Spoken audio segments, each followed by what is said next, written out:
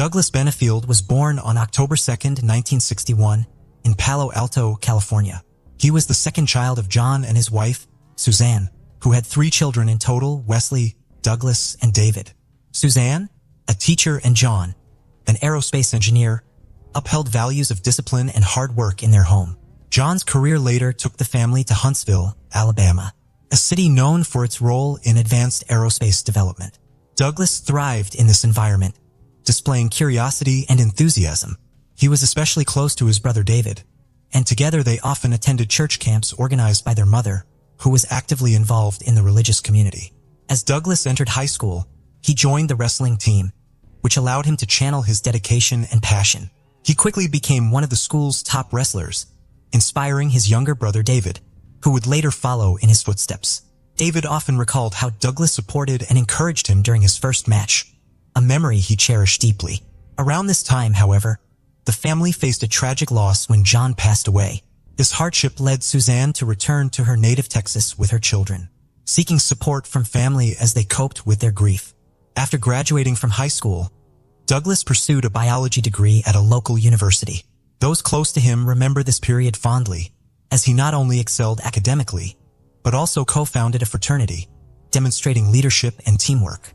During his college years, Douglas also discovered a passion for art, an interest that led him to create murals and design logos, distinguishing himself in various academic projects.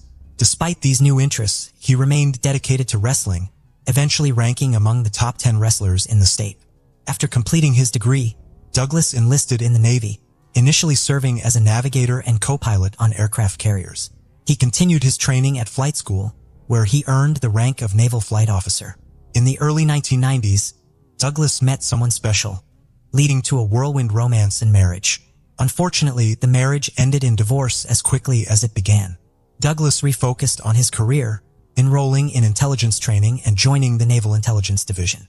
After achieving the rank of lieutenant commander, he retired from the Navy, ending a distinguished military career. Seeking a new direction, he moved to Charleston, South Carolina, where he opened a restaurant. His military background also allowed him to work as a consultant for security and communications technology firms, securing government contracts. During this time, he met a single mother of 2, and the two married in 1999, creating a blended family. However, despite appearances, their relationship was sometimes tumultuous, with reports of conflict, including physical altercations that they chose not to report. Nevertheless, life went on, and in 2001, they welcomed a daughter, Eva. Shortly after Eva's birth, Douglas underwent a vasectomy. The following years appeared stable as Douglas managed several tech businesses working with both private clients and government projects. Eventually, he became involved in national security initiatives focusing on strategic policy development. As Douglas's professional obligations increased, he was frequently away from home, which strained his relationship with his wife to the point where they began sleeping in separate rooms. In December 2015, Eva returned home from school one day to find the front door locked and no response from her mother. Worried, she crawled through the bushes to a window. With the help of a neighbor who forced the door open, they discovered her mother's lifeless body. The emergency services were called and her remains were taken to the morgue, where an autopsy later revealed that the woman had passed away from an undiagnosed heart condition. This unexpected loss deeply affected the family, and Douglas found solace in faith. He began attending church regularly and started each day by reading Bible verses, sharing them with his daughter. By 2016, he had established connections in political circles, particularly with prominent donors of the Republican presidential campaign. During a summer fundraiser in Florida, he met Ashley Burns, a striking young woman born in Texas in 1991 to Alicia and Raymond Burns. Ashley had been immersed in ballet from a young age, working with renowned instructors and joining prestigious ballet companies. However, at 23, a leg injury forced her to retire from professional ballet, setting her on a new path. Ashley subsequently began teaching dance classes to children and maintained costumes for student workshops. She also explored modeling, primarily in swimwear and lingerie photography, though her success was limited. On a personal note, Ashley had been through a divorce after a 2-year marriage and remained close to her mother. She was a dedicated Republican, and after attending a political event, met then-presidential candidate Donald Trump. This encounter led her to join his campaign office in Florida, where she met Douglas at a fundraising dinner. Her beauty, paired with her elegance as a former ballerina, immediately caught his attention. Despite their significant age difference, Douglas was 54 and she was 24.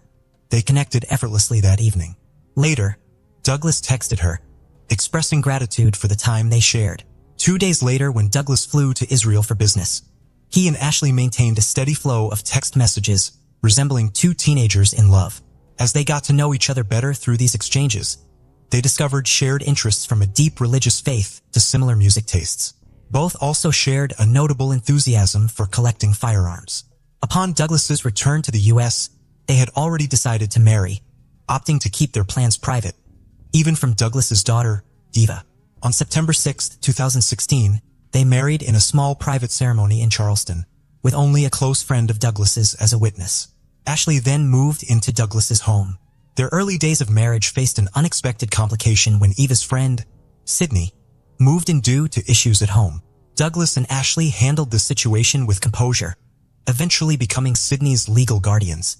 Despite her efforts, Ashley struggled to connect with Eva, who was still grieving her mother's death. It didn't help that Eva had been unaware of her father's plans to remarry. Ashley made numerous attempts to bond by sharing activities, like watching ballet videos and working on gardening projects, but she couldn't shake her insecurity and jealousy, sensing that Douglas would always prioritize his daughter over her. In early 2017, the couple decided to pursue a shared dream by launching a ballet company in Charleston. They sought to challenge traditional ballet norms by recruiting dancers from diverse backgrounds, creating an inclusive space for talent. At the same time, Ashley persuaded Douglas to undergo a vasectomy reversal so they could have a child together. This succeeded, and in July of that year, they learned they were expecting. However, the news intensified tensions between Ashley and Eva, especially when Ashley found Eva's diary, revealing the girl's deep resentment toward her. The diary discovery ignited a series of arguments between Douglas and Ashley that grew increasingly frequent and intense. During one confrontation, Douglas punched a wall, later even lashing out at the family pets. In another heated moment, he threw a gun toward Ashley, leaving a hole in the wall. He then raised the weapon to his own head, threatening to end his life, only to discharge it toward the ceiling moments later. Astonishingly, a few days after this explosive incident, they held a party at a hotel to formally announce their marriage to friends. In August, Ashley experienced significant discomfort related to her pregnancy. After discussing it with Douglas, they agreed she would rest at her mother's house in Florida, while he stayed back to organize ballet company logistics. On September 18th, the long-awaited launch of their ballet company, Douglas was busy at the studio supervising the dancers' arrival. Meanwhile, Ashley made the 600-mile journey to Florida. She quietly packed her belongings, left a letter on the table, and departed without a word. In the note, she described Douglas as possessive and controlling. Alluding to the gun incident, she expressed fear for her own life and that of their unborn child. She warned him not to contact her, threatening to involve the police if he tried. After reading her letter, Douglas was filled with regret and began texting Ashley, promising to change. For weeks, he sent apologies, declarations of love, and assurances of a different future. Ashley's responses, however, remained practical, focusing only on company contracts and financial matters. Despite his continued promises, Ashley wasn't open to reconciliation. She eventually contacted the police, informing them of Douglas' anger issues and recounting the incident with the firearm. As a result of the ongoing conflict, Child Protective Services visited Douglas' home and conducted an interview with his daughter, Diva. Following this, Douglas was required to undergo a comprehensive psychological evaluation. However, the results showed no signs of mental health issues, nor was he considered a threat. Ultimately, he was cleared of the accusations. By this point, though, Douglas was grappling with financial issues, as his efforts to save the ballet company were in vain. The initial investment they believed was secure didn't exist. Despite his optimism, he hoped to secure enough funding to avoid exposing the truth. Under mounting pressure, he borrowed tens of thousands of dollars to cover the first payroll.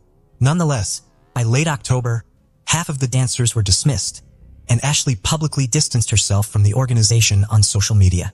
Douglas asked her to take down the post to avoid affecting the remaining dancers, but she refused. Shortly afterward, he admitted the financial reality and had no choice but to close the company. Meanwhile, in Florida, Ashley's health was worsening, plagued by intense pain and fatigue. After numerous unsuccessful medical attempts to diagnose her condition, she sent a hair sample to a lab, which revealed dangerously high toxin levels, suggesting potential intentional exposure. She then recalled the tea Douglas prepared for her each morning and began suspecting that he might have been poisoning her, perhaps even contributing to his previous wife's sudden death. Soon after, Douglas, unaware of her suspicions, sent her a package of tea bags. Ashley, however, avoided drinking it, opting to take it to the police for analysis by a specialized team. Tests later showed no traces of toxic substances. 3 weeks before her due date, Ashley checked into a hospital without informing Douglas. From the beginning, she told medical staff that she believed her husband had poisoned her, exposing her unborn baby to heavy metals. She also accused him of domestic violence, claiming he had held her captive and harassed her in Florida. While her claims couldn't be substantiated, the hospital took precautions for her safety and assigned her a new name. After a cesarean section, her daughter was born healthy. Nevertheless, Ashley immediately sought hyperbaric oxygen treatments for the baby, enrolling her newborn in 26 sessions. In late July 2018, Ashley and Douglas came face to face for the first time in months at a courthouse in Florida. Douglas sought custody of his daughter, whom he hadn't yet met. Meanwhile, Ashley, alleging domestic violence and attempted poisoning, requested a restraining order against him. After a 2-day hearing, the judge denied Ashley's request and decided on shared custody of their daughter, citing insufficient evidence of poisoning or related illness. Following the court's decision, they were required to attend counseling sessions together for the sake of their child. During Easter weekend in 2019, while having dinner as a family, Ashley and her mother privately questioned Eva. Ashley's suspicions of Douglas hadn't faded, and she wondered aloud if he might have been involved in the death of his second wife. Eva tried to reassure them, insisting her father was a good man. The following year, Douglas noticed Ashley wearing what appeared to be an engagement ring. He secretly installed a tracking device in her car and hired a private investigator, confirming that she was seeing someone new. Ashley, on the other hand, filed a police report accusing Douglas of allegedly abusing their young daughter, prompting him to file for divorce. After an investigation, authorities found no evidence supporting the allegations. Frustrated, Douglas emailed the police claiming Ashley had a split personality. By then, their relationship seemed irreparable. Yet in mid-2020, despite divorce proceedings, Ashley surprised Douglas by reaching out, hinting at reconciliation. They began seeing each other again and, hopeful that things might work out, made plans to move in together. Douglas rented an apartment close to Ashley's mother's home, packed up his belongings, and arranged for a moving truck. On September 27, 2020, when Douglas arrived in Florida, Ashley's mother took their daughter for a walk while the couple settled into their new home. Suddenly, a heated argument erupted, loud enough for a neighbor to hear. Concerned, the neighbor immediately called 911. Moments later, Ashley, carrying a firearm, ran to a neighboring house, knocking on the door and asking for help. The armed neighbor also contacted emergency services. When paramedics arrived, followed closely by police officers, the entire team secured the area. The paramedics noted that Douglas was still breathing, though he had multiple injuries, including wounds to his leg and arm. A bullet had also penetrated his chest cavity, complicating his condition. Despite all efforts to save him, Douglas was pronounced dead at a local hospital an hour later. That night, Ashley claimed she acted in self-defense, offering few details to detectives. Meanwhile, her mother asserted that she and Ashley had endured domestic abuse from Douglas for over 3 years, adding that they had attempted to seek help on multiple occasions, but received no support. Ashley's lawyer told a detective that her client had been planning an escape to get away from Douglas once and for all. According to her, Ashley had arranged for a psychologist, 2 attorneys, a disposable phone, a safe location, and a rental car. She intended to execute the plan the next day, fearing Douglas might discover her intentions. Though Ashley wasn't initially arrested, investigators began to uncover inconsistencies in her self-defense claim. For instance, there were no weapons or blunt objects near Douglas, and Ashley showed no visible injuries or bruises. In November 2020, Ashley was formally arrested and charged with second-degree murder. After pleading not guilty and posting bail, she was released a week later. She was allowed visitation with her daughter, but primary custody was granted to her mother. Despite her legal troubles, Ashley continued to give interviews, defending her version of events. As the case garnered national attention, Ashley became widely compared to the protagonist of the 2010 film Black Swan, a psychological thriller set in the ballet world. After many legal twists and delays, Ashley's trial took place in the summer of 2024. According to the prosecution, Ashley had always intended to be a single mother and never planned to grant Douglas visitation rights.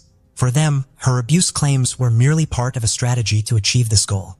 Ashley and her defense maintained their original story, and during her turn on the stand, she captivated the court and the nation following the trial by recounting with deep emotion her account of what happened on that tragic day. Her defense argued that authorities had failed to respond appropriately to her numerous complaints against Douglas and that she suffered from battered woman syndrome. Among Ashley's supporters in the courtroom were her mother and her 6-year-old daughter, who even spoke to a journalist, stating she was doing what was right for her mother. Despite this, after a late-night deliberation, the jury found Ashley Benefield guilty, not of the murder charge she faced, but of the lesser charge of manslaughter in the death of her husband, Douglas Benefield. The minimum penalty for this charge was 11 years in prison, with a maximum of 30 years. Afterward, Eva praised the verdict in a video posted on social media. Ashley's defense team quickly expressed dissatisfaction with the verdict, announcing their intention to file for a mistrial, citing alleged juror misconduct. Although Ashley's sentencing was initially set for October 22, 2024, the judge announced that he would consider the defense's motion claiming juror bias, possibly due to alleged dishonesty in a juror's responses and the potential use of a cell phone during deliberations. As of the final week of October 2024, our investigation found that the court was still deliberating on the defense's motion. Ashley's fate remained uncertain, as she could face up to 30 years in prison if the judge denies the motion and issues a sentence. Els van Duren, a 38-year-old woman from Belgium, was married to a jewelry craftsman named Jan de Wilde. They had 2 children, Vincent de Wilde and Carol de Wilde. Although she worked in the family's jewelry store, Van Doren's real passion was skydiving. She started skydiving with her husband in 1994, and her enthusiasm for the sport grew over time. With 2,300 jumps to her name, she became an experienced skydiver. Every weekend and on holidays, she dedicated her time to skydiving. In 1998, Van Doren started formation jumping and joined an all-female skydiving team, the Divas, in 2001. They even competed in the World Skydiving Championships in 2003. Unfortunately, Van Doren had to leave the group in 2004 because of health problems related to a hernia. After she got better, she decided to skydive for fun. Instead of competition, she became a member of the Swartberg Parachute Club, and by 2006 she had completed over 2,300 successful jumps. It was in this club where she became close friends with another skydiver, a 26-year-old school teacher named Van Doren Klottermans. Because they both had the same first name, Van Doren later came up with the nickname Babs for her younger friend to avoid any confusion. Another member of the club, a man named Marcel Summers, was also friends with both women. The 3 of them became good friends and started diving together during their skydiving tricks. Over time, Van Doren grew closer to Marcel, despite being married. Their friendship turned into a romantic involvement. Van Doren's family was accustomed to her spending weekends at the skydiving club, which unknowingly helped her conceal her relationship with Marcel from her husband. They would often visit Marcel's apartment, spending their weekends together without any worry. Van Doren was unaware that she and Klotmans not only shared a first name, but also the same man. Without either woman knowing, Marcel had been secretly involved with both of them intimately to juggle both relationships. He created a schedule assigning specific days for each woman. Fridays were for Klottermans, while Saturdays were for Van Doren. This setup worked well for Marcel for a while, but it wouldn't last long as an unexpected turn of events was on the horizon. On a particular weekend on the evening of Friday, November 10, 2006, Klottermans went to Marcel's place as they usually did every week. Little did she know, Els Van Doren had decided to surprise Marcel by showing up unexpectedly that same night. Klotmans and Marcel were having dinner together when they returned to Marcel's apartment and found Van Doren waiting outside his door. The details of their subsequent conversation are unknown, but what is certain is that on that night Klotmans did not share Marcel's bed. Instead, she ended up sleeping in a sleeping bag on the living room floor while Van Doren and Marcel went to the bedroom there. In the living room, Klotmans noticed Van Doren's parachute and other skydiving gear in close proximity. Feeling wounded and betrayed after being deceived and replaced by her friend, Klotmans resorted to an unthinkable action, which led to a tragic outcome. Later on November 18, 2006, 12 members of the skydiving club, including Van Doren, Klootmans, and Marcel, embarked on a flight over Flanders. The plan involved Van Doren, Klootmans, Marcel, and another skydiver named Tom executing a 4-person formation jump at 13,000 feet. During this formation, they would interlock hands before releasing and deploying their parachutes as they prepared for the jump. Marcel and Tom leaped from the plane as intended. However, it seemed that Klootmans, perhaps due to a delay or intentionally, jumped slightly later than the others. During the freefall, Klootmans was not able to catch up with the group, and at 9,000 feet, Marcel, Van Doren, and Tom broke the formation, preparing to safely open their parachutes. At this point, it became clear that a serious problem had arisen. As Van Doren tried to activate her parachute by pulling the cords, it failed to open. Striving to stay calm, she recalled the emergency procedures from her training, and having dealt with a malfunctioning parachute before, she had successfully deployed the reserve parachute on that previous occasion. However, in this situation, plummeting through the air at around 200 kilometers per hour, she had only 20 seconds or less to perform a life-saving maneuver for a successful landing. Despite her efforts, pulling the reserve cord proved futile, as the parachute remained unresponsive. With her desperation escalating, she persisted in tugging at both the main parachute and reserve cords. Yet no response ensued. Marcel, who was 800 meters above, observed Van Doren, who was a mere 500 meters from the ground, and sensed that something was wrong as her parachute had still not been deployed. But he could do nothing but witness the unfolding horror. In the second desperate attempt, Van Doren tried to undo the cords of the parachute, hoping to activate it, but her fate had already been sealed. At the same time, in the town of Upavik, as these events were unfolding, a woman was outside doing laundry in her garden. A loud noise alerted her to what had happened, and looking up, she saw a person descending from the sky with a parachute towards her garden. This spectacle wasn't unfamiliar, given that her residence was merely a few kilometers from the skydiving club and its landing field.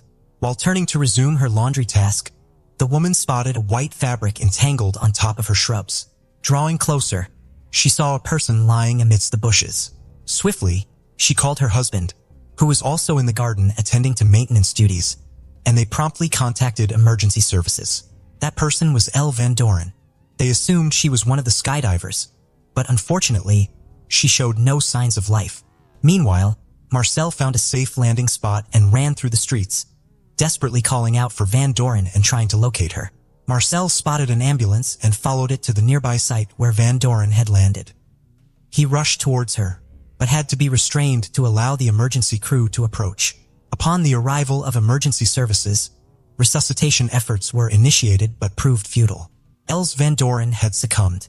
Marcel vehemently insisted on preserving Van Doren's parachute untouched, asserting the abnormality of both the main and reserve parachutes failing to open. He then contacted her husband, Jan, and delivered the devastating news. Jan hurried to his wife's side, while Tom and Klootmans returned to the parachute club to relay the tragic news of Van Doren's demise to the other members. The club members were deeply affected by the news. Klootmans, feeling overwhelmed, knelt down and let out a sorrowful cry. Elsa's husband, Jan, came to the club to collect her things and found Klootmans there. She offered to get the items, and he noticed her standing still with a strange smile. Klootmans then went towards the changing rooms with Jan following behind. But when they reached there, she suddenly closed the door, locking Jan outside. Jan later mentioned that Klootmans took quite a while before finally coming out with Van Doren's belongings. Meanwhile, at the accident site, the police had gathered Van Doren's parachute and helmet, the latter equipped with a video camera capturing her ill-fated jump. An autopsy conducted to ascertain her state revealed no traces of alcohol or drugs that might have impaired her. Her death was classified as either a murder or a suicide, attributed to multiple fractures and internal bleeding, resulting from the impact of the fall.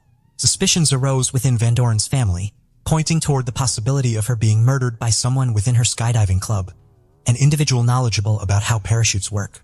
Subsequently, the club members were advised not to attend her funeral, a request that some members, including Van Doren Klootmans, ignored.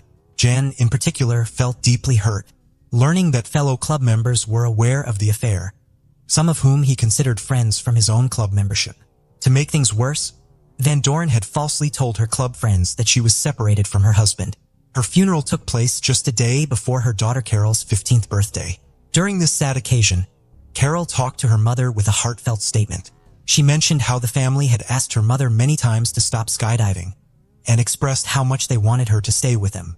After the concerns about Van Doren's reserve parachute failing, the police started investigating shortly after the funeral. They brought in a parachuting specialist who knew a lot about parachutes to examine Van Doren's parachute and look for any problems. The expert quickly noticed a major issue. A crucial part of her parachute, the pilot chute, was missing. This small extra parachute is important for deploying either the main or reserve parachute. Its intentional removal seemed to be on purpose. Also, there were clear signs of tampering, such as the cut drawing to the pilot chute that activates the main parachute and one of the straps connected to the emergency parachute. After reviewing the latest body camera footage from Van Doren's failed jump, investigators noticed an unidentified red fabric in front of her face that did not belong to her skydiving equipment. They are still trying to determine where this fabric came from and have asked the residents to search their gardens and surrounding areas for the red item. If found, they stressed the importance of handling it carefully as it could contain DNA from the person who tampered with Van Doren's parachute. Sadly, no one has been able to find this key piece of evidence. On the Monday following Els Van Doren's tragic demise, a remarkable discovery came to light as the pilot chute was mysteriously found by Klopmans. She claimed that on her way back from Marcel's apartment, she spotted the chute hanging from a tree during her journey between Oplab and Genk. Instead of contacting the police directly, Klopmans decided to inform Marcel of her find. Upon learning of the discovery, Marcel called the police, who promptly went to the site of the tree. Upon their arrival, the police encountered a nervous, troubled, and visibly emotional Klopmans. However, their suspicions were aroused regarding Klopmans' miraculous discovery of the pilot chute. She claimed that it was purely coincidental, attributing it to her decision to take a different route home that day compared to her usual journey, being stuck behind a slow-moving tractor that led her to glance upward, where she spotted the chute dangling around 20 meters above. The police, however, remained skeptical, as the fact that the pilot chute was missing was known only to the investigators at that point. At this point, the primary suspects implicated in the presumed murder of Van Doren were her husband Jan, her lover Marcel, and her friend Klopmans. Police conducted searches at Marcel's residence and later cleared him as a suspect. Van Doren's husband, Jan, was also later cleared as a suspect by the authorities. The investigative efforts extended to Klopmans' home, where the police confiscated items such as her phone, laptop, and a diary documenting her emotions, as per her psychiatrist's recommendation. Klopmans was later called in for questioning at the police station, in an attempt to gather more information about her relationships with Marcel Van Doren and the circumstances surrounding Van Doren's death. Throughout the interrogation, Klopmans firmly denied any involvement in tampering with Van Doren's parachute, and instead tried to shift the blame either onto Marcel, suggesting he had kept Van Doren's equipment during her weekend visits, or onto her husband Jan, with whom she allegedly stored her own equipment during the weekdays. After initial questioning, Klopmans was released and went home. She failed to appear for a second interview scheduled for December 20th, 2006. It was later discovered that she had tried to take her own life that morning by overdosing on sleeping pills and antidepressants. Her mother, Klopmans, found her unresponsive and rushed her to the hospital for emergency treatment. Klopmans wrote to her loved ones about her struggles with grief after losing her close friend, and the immense stress of being a murder suspect. After her recovery, she spent 15 days in a psychiatric facility, where she was closely monitored. She had previously been diagnosed with borderline personality disorder and depression. This was not Klopmans' first attempt to harm herself.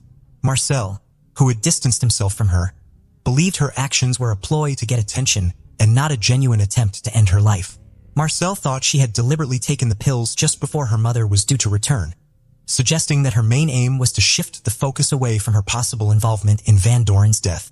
Marcel assumed the police were closing in on her and catching her in her own lies. After receiving psychiatric care, Klopmans was arrested on January 11, 2007, on suspicion of murdering Els Van Doren. During her court appearance on January 19, 2007, the judge decided to keep her in custody while the investigation continued. Although asked to take a polygraph test, Klopmans refused and the test was never administered. Further investigation into Els Van Doren's skydiving equipment revealed that someone had deliberately cut the parachute cords using scissors, likely with their right hand. By March 2007, Klopmans had spent 3 months in prison, undergoing intense questioning without confessing. However, she did admit to sending an anonymous letter to Van Doren, criticizing her for neglecting her family due to her frequent skydiving. Van Doren's partner, Jan, had found the letter but dismissed it as a criticism of Van Doren's absence from her family. It later became clear that Klottermans intended the letter as a warning to Van Doren to end her involvement with Marcel. Klottermans confessed to making anonymous calls to Marcel, timing them when she knew he was with Van Doren, in an attempt to intimidate them. Upon examining Klottermans' automatic activation device, investigators found that she had jumped later than the rest of the team and opened her parachute earlier. They speculated that this gave her a better view of the events unfolding from above. In September 2008, Claude's lawyer managed to get her released on bail, and despite the ongoing investigation, she went back to working at a school. The trial for murder started on September 24, 2010, with the prosecution being very confident that they had enough evidence to convict Klottermans of murder. The reason for the murder, according to the prosecution, was that Klottermans was jealous because she found out her lover, Marcel, was in a relationship with her close friend Van Doren. Earlier, Klottermans had told investigators that she knew she came second to Van Doren in Marcel's eyes. She admitted that Marcel clearly preferred Van Doren over her. The prosecution argued that this led to a strong motive for the alleged murder, as Klottermans desperately wanted to get rid of her romantic rival, Van Doren. Klottermans' defense attorney argued that the prosecution's case relied entirely on circumstantial evidence and unproven accusations. During her testimony, Klottermans claimed she had no long-term plans with Marcel and only got intimately involved with him because of her low self-esteem. At one point, she even tried to shift the blame to Carol Van Doren's daughter, suggesting that she might have wanted revenge against her mother for being away most weekends. Despite her attempts to sway the jury and deflect blame, they ultimately found her guilty of murdering her friend, Els Van Doren, on October 20, 2010, and she was sentenced to 30 years in prison. During her trial, Klottermans consistently maintained her claim of innocence. To prevent her from harming herself again, she was closely monitored.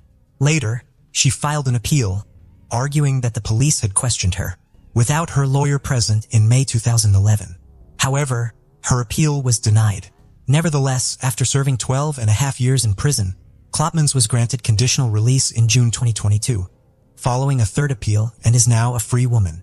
We feel deeply sorry for what happened to Els Van Doren and her family, who had to endure so much after the truth was revealed. Our heartfelt condolences go to her loved ones, who are grieving the loss of her life. The case of Blumel family. Roger Blumel, born January 17, 1965, was raised in a big, close-knit family with strong values. Even in high school, he was driven and ambitious. He worked in transportation and later discovered his talent in sales, where he excelled. Friends say he could sell anything to anyone, thanks to his kind, cheerful personality. He was always happy and loved making others smile. Roger enjoyed a fulfilling life and a strong bond with his family, but something was missing: a life partner. That all changed one day when he met the right person. Although the details of their meeting are unclear, a close friend recalled that Roger was immediately smitten with a young woman and confidently declared his intention to marry her by the end of the evening. The woman who caught his attention was Melissa. Born on January 1, 1960, in Wichita, Melissa grew up in a loving family of 6 siblings. Although she tragically lost a younger sister in infancy, Melissa was a kind, diligent, and helpful person who always put others before herself. She started her career as a bank cashier and worked her way up the ranks, earning promotions through her dedication, teamwork, and strong work ethic. Her career was marked by success, ultimately leading to her appointment as vice president of the bank. The first meeting of Roger and Melissa marked the start of a lifelong partnership between two kindred spirits who tied the knot in 1991. On the surface, the Blumel seemed to have it all. Melissa's rapid rise through the banking ranks, while Roger's charisma enabled him to successfully launch his own business venture. With a natural talent for bringing people together, Roger thrived on sharing good times with friends and spreading joy to those around him. In Melissa, he had found the ideal partner to share in his adventures. What's more, the couple's strong sense of social responsibility drove them to participate in and contribute to various charitable, sporting, and community-driven initiatives in their locality. The Blumel had an idyllic life, but it lacked one thing: a child to bring laughter and joy. After years of trying to conceive, they decided to adopt. A social worker introduced them to Kesha, who was putting her 2 sons, Tony and Chris, up for adoption. The Blumel wanted a closed adoption, but Kesha preferred open. In the end, the Blumel approached one, and Tony and Chris became part of their family, starting a new life. Tony was amazed by daily dinners. The kids quickly adapted, thriving in elementary school and beyond. They excelled in high school, making diverse friends and starring in sports like wrestling and football. Tony's wrestling prowess earned him second place in a division competition, promising a bright future for the family. Tony's family life took a drastic turn for the worse during his senior year of high school. Until then, he had been a model child, but suddenly he became rebellious and constantly clashed with his parents, resentful that they favored his younger brother Chris. He started drinking, breaking curfews, and even smoking marijuana, causing chaos at home and making it seem like all hope was lost for him to get back on track. Tony had always dreamed of joining the United States Air Force after graduating, but his new behavior ruined his chances. In 2013, he was arrested for a violent offense and then again for driving under the influence, which meant his records would prevent him from pursuing a career in military aviation. Tony's life spun out of control after these events. Lacking direction after high school, he shunned education and jobs, preferring to sleep in and get high on cannabis. Melissa lived in fear of his violent outbursts, and there was another secret the family didn't know. Since 2013, Kesha contacted her biological sons on social media. Tony was excited to reconnect, but Chris seemed unreceptive. Kesha was devastated after giving them up, relieved they were with a good family together. Reconnecting with Tony thrilled her, but she resented the family for allegedly turning Chris against her. Moreover, when Kesha learned about Tony's troubles with his adoptive parents, she saw an opportunity to reconnect with her son and swiftly extended an invitation for him to visit her. At the adoptive home, things worsened. Tony's rage boiled over and he punched a hole in the wall. This was the last straw. The family realized they and Chris were no longer safe. After failed attempts to address Tony's behavior, Roger and Melissa made the tough decision to ask him to leave.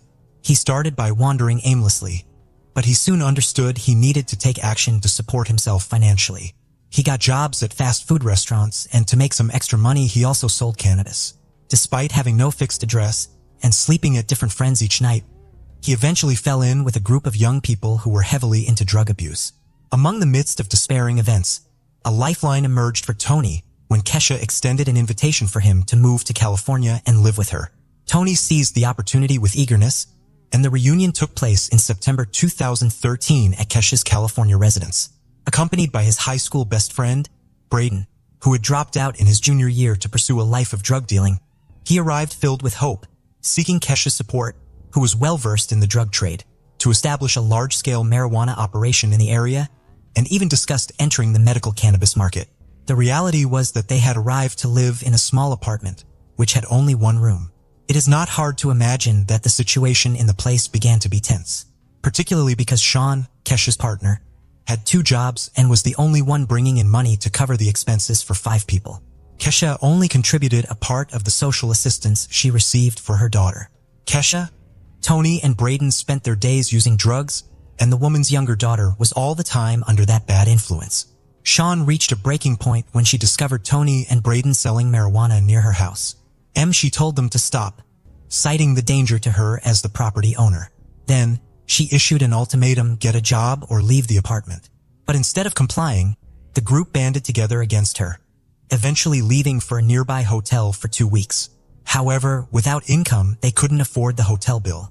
They didn't consider getting a decent job due to their financial struggles. Their initial plan was to head back to Kansas, possibly because Tony was familiar with the area from his drug dealings. After nearly a day of driving, they decided to stop in Arizona and spend the night at a hotel. It was during their stay that Tony shared an idea with his companions to kill his adoptive parents in order to inherit their wealth. Once they arrived in Wichita and settled into a hotel room they'd rented for a month, they focused on finalizing the details of this plan. Tony had devised a straightforward plan. He would kill Roger and Melissa, collect the insurance payout, sell off their assets, and use the proceeds to launch a more extensive drug operation. Tony was convinced that his original family would amass a fortune by growing and selling marijuana.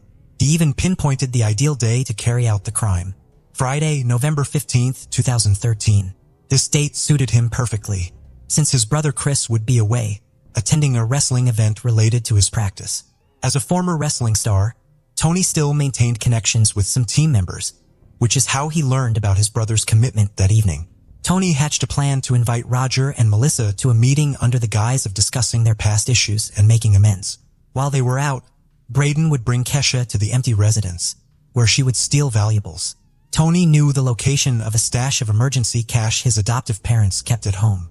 The plan was to make it look like a botched robbery. When Roger and Melissa returned, Kesha would kill them. Initially, everyone thought the plan was solid, but Braden later got cold feet and refused to participate. He did agree to help by obtaining the necessary guns. As an alternative, he suggested his friend Andrew, a former high school acquaintance, who could drive Kesha to the residence and play a supporting role in the crime. Braden obtained 2 pistols from other criminals as promised. It's worth noting that there was never any plan to share the money with Andrew, who was hired to drive and provide backup for Kesha during the robbery in exchange for $11,000. Kesha would ultimately be the one carrying out the heist. In early November 2013, Kesha shared a photo on social media of herself with Tony, accompanied by a caption that read, "A bond that cannot be broken." Then, on Friday, November 15th, Tony's prediction came true. His adoptive parents agreed to meet with him, just as he had foreseen. The encounter took place peacefully. At the Blummel's house, a completely different scenario unfolded. Following Roger and Melissa's departure for the meeting, Kesha and Andrew snuck in, broke into the garage and started searching through the house. They seized the chance to steal some small valuable items and the cash the couple kept on hand for emergencies. With the first part of their plan accomplished, Kesha and Andrew concealed themselves near the secluded residence, lying in wait for their victims to return. Tony called, saying his meeting ended and he was dropped off at the hotel. The wait was short. As the Blummel vehicle stopped, 2 attackers emerged. Kesha stood by Melissa's side. Andrew aimed at Roger. Melissa, still shocked, recognized the mother of the adopted children. She barely said, "Oh my God, Kesha," before a shot to the head made her collapse. Roger, frantic, tried to help his wife. Kesha approached, gun aimed at him, but it jammed. She tried again, Roger frozen in shock beside his wife's body. The gun finally fired and he collapsed next to her. After the fatal plan was executed, Kesha and Andrew hastily departed in the vehicle they had arrived in. The Blummel spouses remained at the scene until approximately 9:15 p.m., when Chris returned from his meeting to find the devastating scene. He quickly called 911, reporting that he had just arrived home to find his parents semi-conscious inside their van. He described Roger as coughing and Melissa as nodding her head up and down, both with visible gunshot wounds to their heads. The dispatcher instructed him to attempt resuscitation efforts while emergency services arrived shortly thereafter to take control of the situation. Miraculously, the Blummel were still alive, their lives clinging to a fragile thread, and were swiftly rushed to a hospital. Meanwhile, back at the hotel where they were staying, Kesha appeared to suffer a panic attack, declaring that she urgently needed to take an illicit substance, which she proceeded to do, joined by the other boys. Also, at that moment, Kesha handed over the used gun and a wallet containing stolen cash and micas to be discarded in a nearby stream. Andrew disposed of the evidence in a nearby park's pond. The next day, Tony used the proceeds to start dealing marijuana, earning his first $100 profit. Tragically, on the same day, Melissa lost her battle with illness and passed away at the age of 53. Tony visited his father in the hospital, unaware that he had been previously removed from the Blummel's will and insurance policies. As it turned out, the 2 heinous crimes had been committed for nothing. In the days that followed, it emerged that Andrew had not received payment and was even unaware that Kesha had stolen cash from the Blummel family's home. Eventually, fate caught up with them. During the initial inspection of the Blummel residence, the police observed that the garage door had been forced open, and upon entering the house, they found everything in disarray, with items scattered haphazardly. It was confirmed that money, jewelry, and other valuables had been stolen. The authorities considered the possibility that the attack on the couple had been a consequence of their arrival, while the thieves were still inside. However, since the fatal assault had occurred prior to the couple's entry into the home, this initial hypothesis was soon dismissed. In the van where Roger and Melissa were attacked, no significant fingerprints were found, although investigators did discover a book casing. Then the authorities shifted their focus to the victims' workplaces, suspecting that a disgruntled client might have sought revenge. However, this theory was also ruled out, so it was time to interview people close to the couple. Tony was first on the detective's list, as he had been the last person seen alive with the victims, but he vehemently denied any involvement, claiming he knew nothing about the incident. According to him, after finishing dinner, he had returned directly to the hotel where he was staying with his mother. The hotel staff corroborated this alibi, Next on the list was Chris, who had discovered the bodies, but he was quickly cleared after verifying that he had been at a dinner with the wrestling team at the time of the incident. However, the investigators discovered an anomaly in his behavior. He didn't appear overly distraught, instead seeming lost in thought. When police pursued this lead and questioned him about his parents' disappearance, Chris promptly replied that one person came to mind. He added that the only individual who might harbor a grudge against their parents and possibly be capable of such an act was his older brother, Tony. With this significant lead, the authorities caught a fortunate break in their hunt for the culprits. A man contacted the police, revealing that a young acquaintance of Tony's had approached him to buy a gun. The detectives homed in on this individual and, upon digging into his background, uncovered a long history of drug-related offenses. Furthermore, they discovered he had accompanied Tony on a trip to California. The suspect was none other than Braden. Shortly after, Braden received a message from his family warning him that the sheriff's office investigators were seeking to question him about the Blummel case. The morning after, Braden voluntarily went to the police station. According to a press report, on his way to the station, Braden stopped at a pond to dispose of an item, allegedly the guns used in the crime, which had not been discarded as planned. As it happened, he was already under surveillance, and when the police searched the water, they found an unused pistol in the bag he had thrown away. Braden's interrogation lasted 3 days, during which he initially denied any involvement in the incident. However, he eventually cracked under the pressure from the authorities, confessing everything he knew, revealing that the idea for the attack originated with Tony. Tony Blummel, 18, and his biological mother, Kesha, 35, were arrested on November 19, 2013, at their hotel. Andrew, also 18, was taken into custody, and Braden, another 18-year-old, was arrested the following day. Initially, Kesha denied any involvement in the robbery and other crimes, while the 3 young men confessed. On November 25, 2013, the accused made their first court appearance via video conference, facing identical charges: first-degree murder, attempted first-degree murder, 2 counts of aggravated robbery, burglary, and theft. Bail was set at $500,000 for the 3 young men and $1 million for Kesha. On December 21st, Roger's heart stopped beating, and at just 48 years old, he was reunited with his beloved Melissa. Following Roger's death, the situation for the woman and the 3 young men took a dire turn as they faced the possibility of being charged with capital murder, which carried the risk of a death penalty sentence. On January 3, 2014, the 4 detainees were formally charged with 1 count of capital murder for allegedly killing multiple people in the same incident. Kesha also faced additional charges: 2 counts of aggravated robbery, 1 count of burglary, and 1 count of theft. The preliminary hearing took place on July 17th of that same year, by which time Braden had cut a deal with authorities, agreeing to become the prosecution's star witness in exchange for leniency in his sentence. In 2015, following a year of negotiations, Braden and 2 others implicated in the crime reached agreements with the prosecution. Under these agreements, the accused parties would not contest the charges brought against them, and in return they would relinquish their right to appeal their sentences. In exchange, the prosecution agreed to refrain from pursuing the death penalty and to dismiss certain charges. In a series of separate hearings commencing mid-2015, each of the accused parties formally confirmed their intention to plead guilty.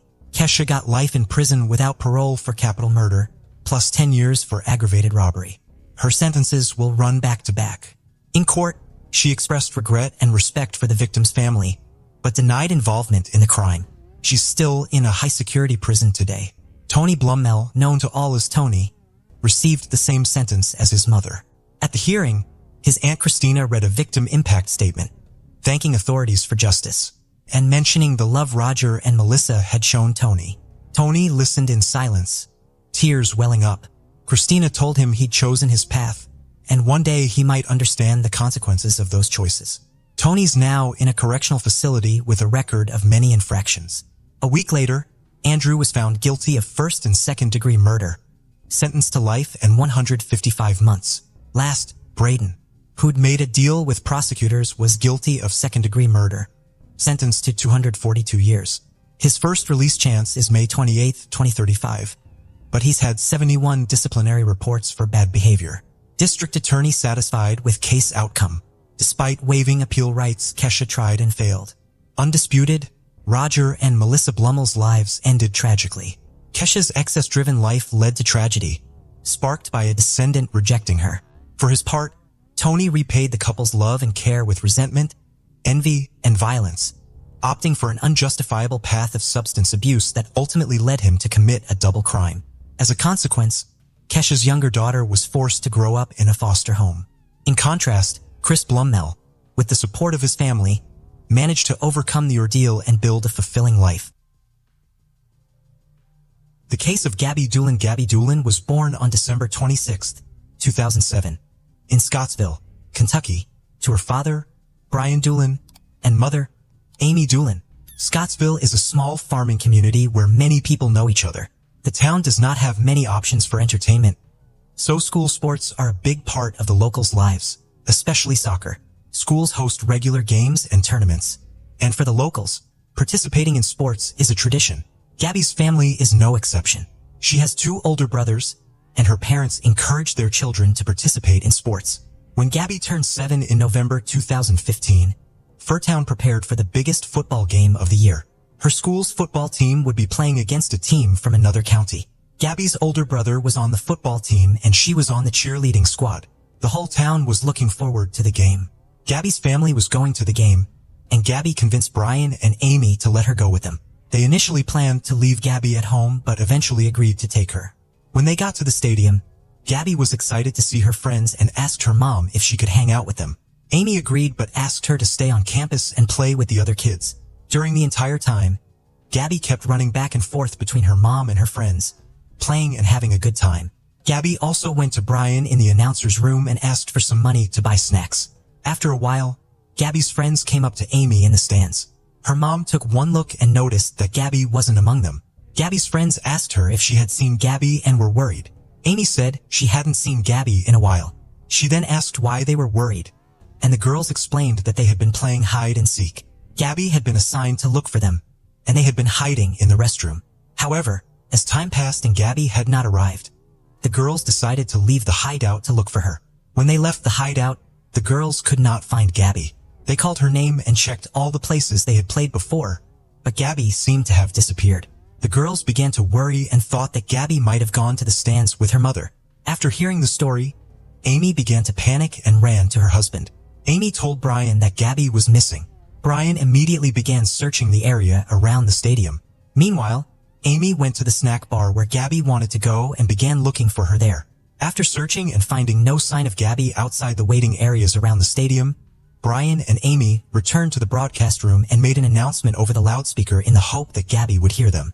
This did not yield any results. Brian and Amy did not give up and continued to ask the people present to let them know if they knew where Gabby was.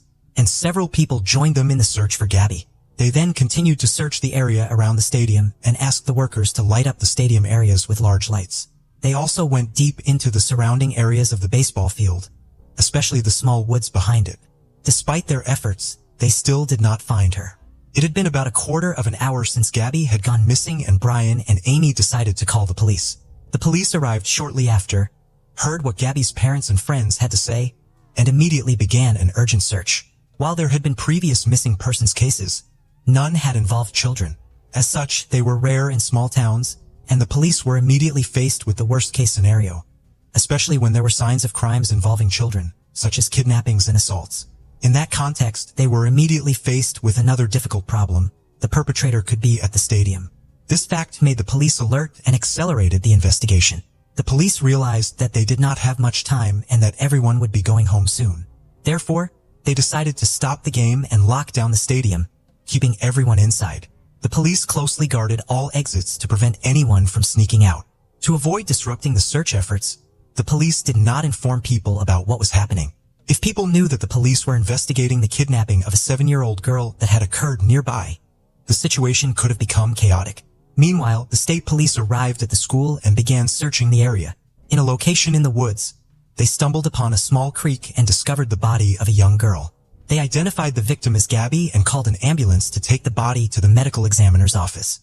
After a preliminary examination, the police determined that the girl's cause of death was asphyxiation, as there were obvious marks on her neck. Furthermore, part of the girl's clothing was missing, leading the police to suspect that Gabby had been sexually assaulted. Amy saw an ambulance near the woods and thought that the police had found her daughter, so she rushed there but was stopped by the police. They did not want her to see the horrific scene. The The police were investigating the murder and decided to move everyone from the stadium to the school gym. They suspected that the killer might be among them and needed to find a way to identify him. The detectives spoke to Brian and Amy, telling them about what might have happened to Gabby. The detectives also asked Brian and Amy if they had any suspicions about who might have committed this heinous act. They wanted to know if they had noticed anyone suspicious or if anyone had threatened their family. However, Brian and Amy insisted that they had no idea who might have done this. The detectives then spoke to Gabby's friends, asking them if they had seen anything strange. The detectives wanted to know if anyone had been following or watching them, but the girls said they could not recall anything of the sort. The police also took Gabby's friends to the gym and asked them to take a close look at the people present. They hoped that the girls might remember something. However, this did not lead to anything. The detectives believed that Gabby's friends might have seen the kidnapper but were too afraid to point him out or did not realize the significance of what they had seen due to their age. So the detectives asked them to recall every detail of that evening. Finally, one of them recalled that while she and Gabby were in the bathroom, she had seen a man standing near the door. The girl could barely remember what he looked like, except that he was wearing a denim jacket. The police questioned the ticket seller at the game, and he also remembered the man with the denim jacket. He said the man looked strange and drunk. However, the police were still unable to identify the man. The police continued to interview the people who attended the game, and gradually everyone learned why they were being held. When they realized that they might be in the same room as the killer, everyone was scared, especially for the safety of their children. But they still cooperated with the police and answered their questions. Investigators compared the list of names of all the men in the gym to the sex offender registry but found no matches. The police also visited the homes of several sex offenders who lived nearby, but all had solid alibis and none of them were near the school at the time. Meanwhile, the police continued to interview people at the school and found some important clues. Some people told the police that during the game, they saw a man named Timothy Madden near the girls' restroom, acting suspiciously. He was a local, so many people knew him. Witnesses also said that he was wearing a denim jacket, a description that matched that given by one of Gabby's friends, who also saw a man near the restroom. Another witness was a distant relative of Timothy. He said that Timothy seemed unusual during the game. His youngest son was playing on the field, but Timothy was not paying attention. This was very strange because Timothy was usually very interested in his son's athletic achievements. He even seemed lost. Other witnesses also said that Timothy's behavior seemed strange, which prompted investigators to talk to him. By nightfall, almost everyone at the school had been released. The officers decided to go and question Timothy, but they had first consulted with the local police chief.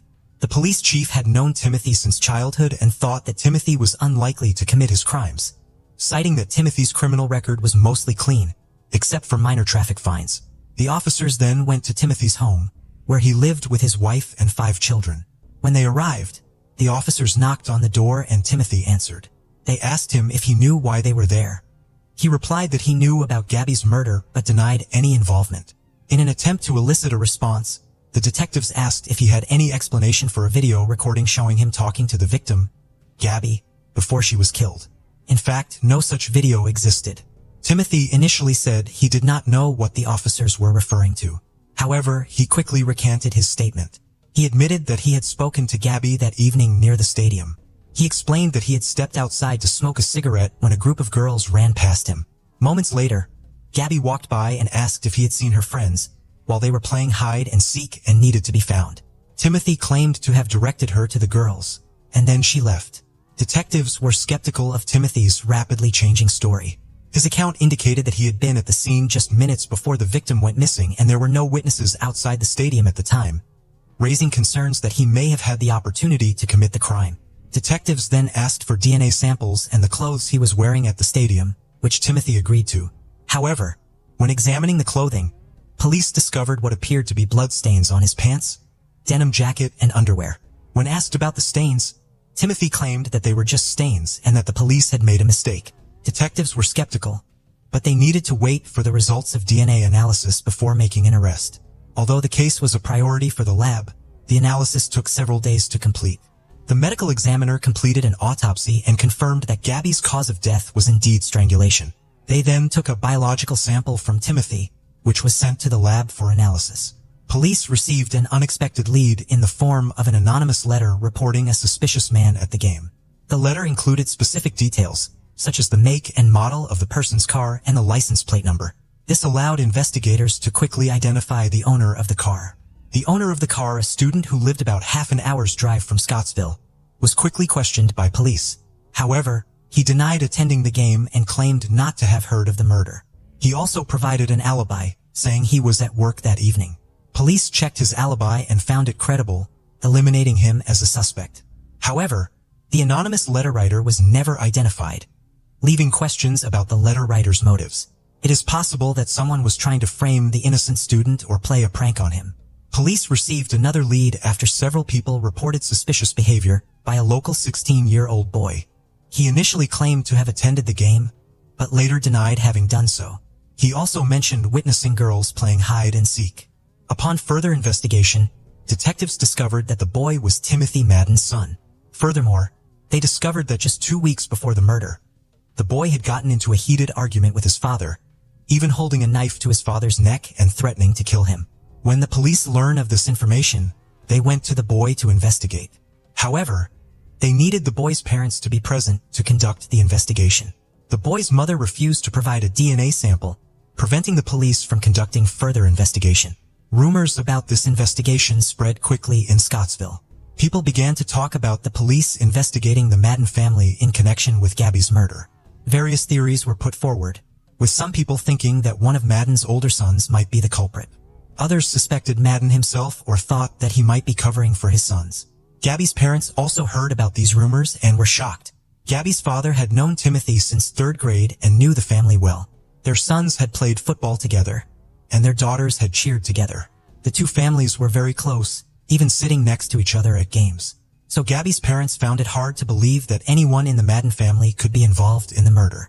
After rumors spread throughout the town, the Madden's eldest son, then 20, began exchanging information with local officers on social media using profanity and threats, asking them to keep their distance from his family. Due to the content of his threats, the police were forced to arrest him immediately and discovered that he had an outstanding warrant for his arrest in another town. Specifically, he was suspected of assaulting a teenage girl. After being brought in for questioning, he insisted that he was not the perpetrator of the murder, and that he was simply upset about the accusations against his family. Importantly, he said he had been at his cousin's house in a nearby town on the night of the murder. He also agreed to provide a DNA sample to assist in the investigation. Gabby's funeral took place on November 20th, 6 days after the murder, and was attended by hundreds of people from Scottsville and the surrounding areas. They raised a significant amount of money to help Gabby's parents cover funeral expenses. Meanwhile, the DNA analysis of Timothy and his son had been completed at the lab, and the samples had been compared to the blood and semen samples collected. The results of the analysis showed that the DNA evidence was a perfect match. The semen found on Gabby's body belonged to Timothy Madden, and the blood on Timothy's clothing belonged to Gabby. As soon as this information was available, detectives notified Brian and Amy of the discovery of the killer. At the same time, the police also went to Timothy's house and arrested him. When Timothy was taken to the police station, he shouted to reporters that he was innocent. He later explained that the blood on his clothes was from scratching himself while passing through a fence. This contradicted his initial statement to the police that it was not blood but mud. With the DNA evidence matching, the investigators took the case to court, and the prosecution announced that they would seek the death penalty. During the preparation for trial, Timothy's lawyer asserted that his client was innocent and that the source of the evidence was questionable. The lawyer argued that Timothy was at the stadium at the time of the murder to film the game. However, Timothy himself told the police that he had seen Gabby at the same time. The attorney also pointed out that although Gabby's body was found in a creek, Timothy's clothes were dry when he returned to the stadium, raising questions about the accuracy of the evidence. Timothy's mother claimed that her son returned home in clean clothes, did not appear to be upset, and behaved as usual. However, the prosecution argued that the suspect's semen found on the victim's body disproved all of these arguments. The of semen could not be explained otherwise, and therefore Timothy's involvement in the case could not be denied.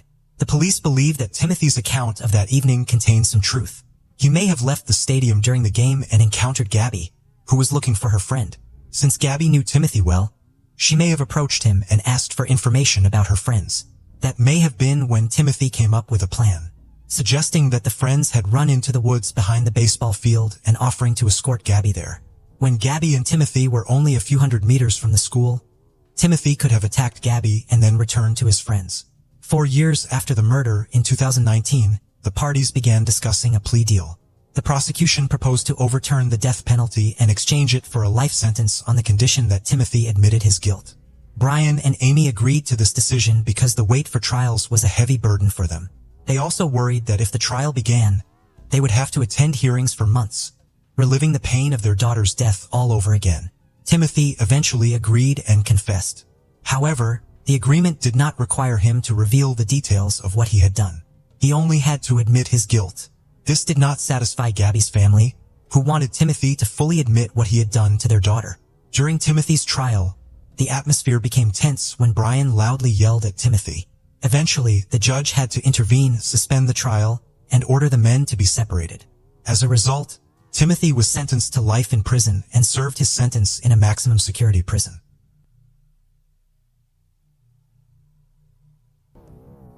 The case of Nicole Ford.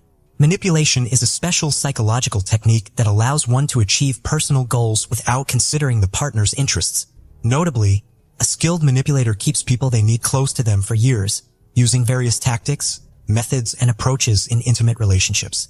Such manipulation usually makes the other party doubt the correctness of their decisions, feel guilty, and can significantly undermine their self-esteem. Typically, relationships with a manipulator start off ideally, as these individuals know how to gain trust, charm, and win hearts. They appear caring, understanding, empathetic, and someone with whom one can share joys and sorrows at any time. Gradually, they probe your weaknesses and begin to exploit them. Sometimes, such individuals even commit serious crimes through others in such a way that the manipulated person believes they are acting entirely of their own volition or for the greater good.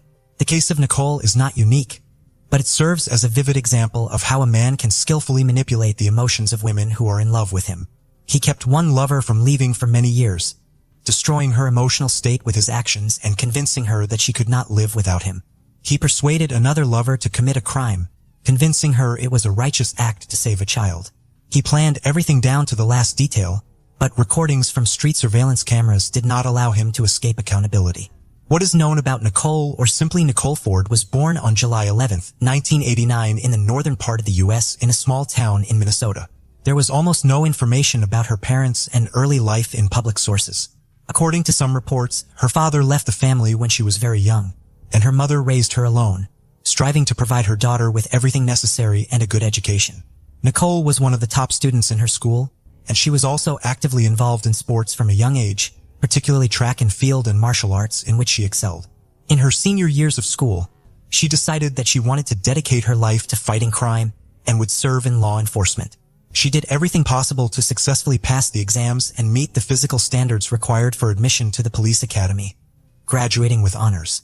After finishing school and being admitted to the academy, Nicole moved from the small provincial town to the large metropolis of Minneapolis.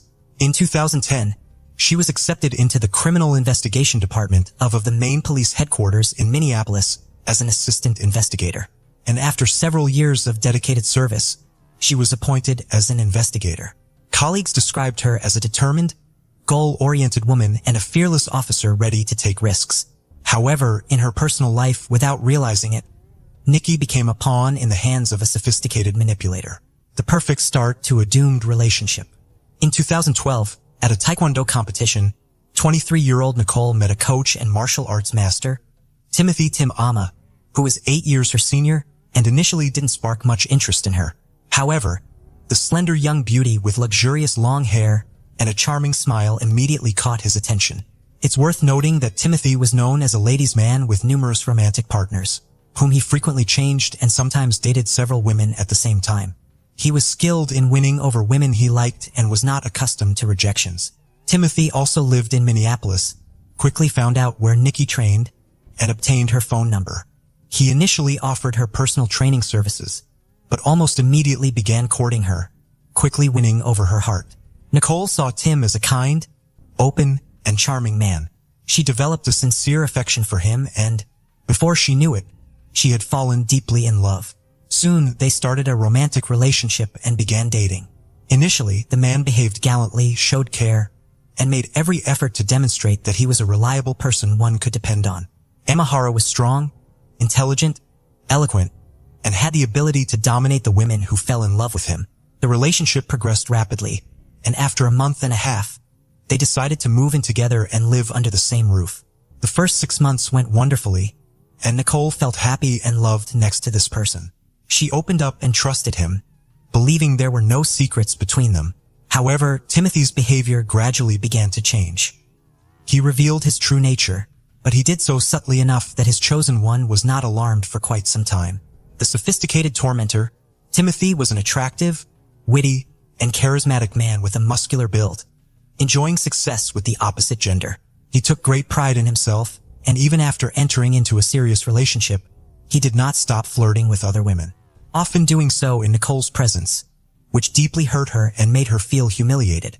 At first, Nicole hoped that over time, her boyfriend would shake off his bachelor habits, become more restrained, and settle down. But months passed, and nothing changed. Meanwhile, Tim assured her that he loved only her and was passionate and tender as a partner.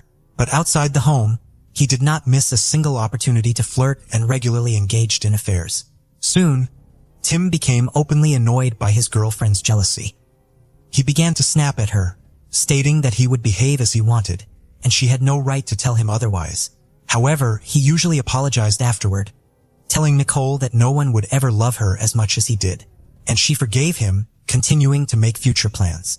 In the fall of 2014, during a minor domestic argument, Timothy unexpectedly flew into a rage, grabbed Nicole by the throat, and squeezed so hard that she couldn't breathe and almost lost consciousness.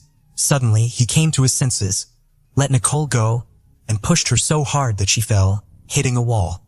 At that moment, she realized that this was an unhealthy relationship that needed to be ended immediately. However, her emotional attachment to the man was too strong, and it only took another apology from him for her to forgive him. In addition to bouts of aggression and infidelity, another extremely unpleasant trait of Tim's came to light. He was extremely jealous and obsessed with control. The man monitored every step his chosen one took her phone without permission, checked her contact lists, messages in messengers and social networks, and kept a close eye on who she talked to and where she was. This continued for several years. Tim could cause a scandal out of nowhere, unjustly accusing his beloved of infidelity, while he himself did not miss an opportunity to be unfaithful. He often resorted to physical violence, but continued to convince Nicole that no one would ever love her, as he did if she ever attempted to leave. When ending the relationship, the man resorted to blackmail, claiming that he would end his life, and it would be on her conscience. In November 2015, after another argument that ended in violence, Nicole packed her bags, and with a suitcase in hand, left the house. Timothy, who until the last moment did not believe she would do it, saw his partner leaving, chased her down outside, grabbed her by the hair, and dragged her back into the house.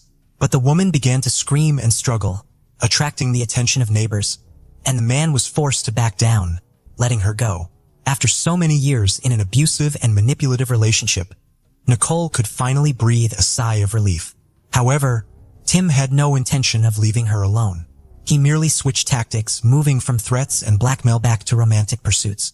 He met her after work, sent flowers to her home, wrote messages filled with tenderness, and pleaded for a chance to start over. For over a month, Nicole was resolute and had no plans to return to her former lover. But in December of that same year, she unexpectedly discovered that she was pregnant. This was certainly not in her plans, but the thought of not keeping the baby never crossed her mind. She knew that if her ex-boyfriend found out about her pregnancy, it would provide him with perfect leverage for manipulation in an attempt to win her back. So she tried to hide her pregnancy, but was unsuccessful. They still shared many mutual friends and acquaintances. So by January 2016, information about her expecting a child reached Timothy. There was no doubt about who the father was, prompting him to urge her to return to him, arguing that their child should be raised in a complete family. Nicole, who had grown up without a father herself, understood how challenging it would be for her and the baby.